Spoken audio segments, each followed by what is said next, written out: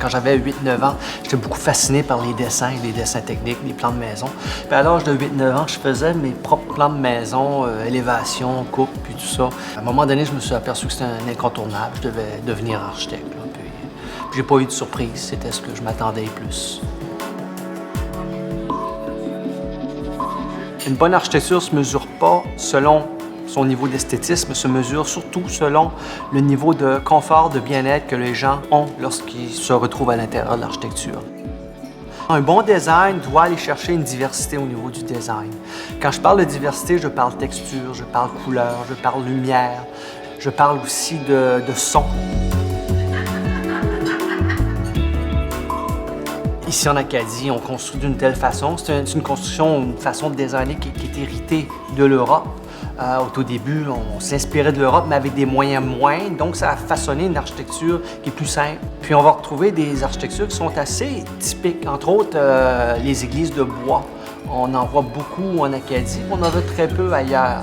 La maison, un étage et demi. On n'avait pas d'argent pour faire 2 étages. On avait besoin de plus d'espace pour habiter. On a fait l'étage et demi. On habitait le grenier.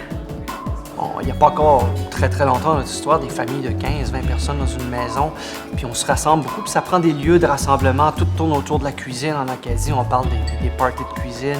C'est ces petites choses-là qui font qu'une architecture a une saveur acadienne, l'accueil, la cuisine, l'entrée, la galerie, qu'on sente la chaleur du peuple, puis que le peuple se sente bien dans tout ça.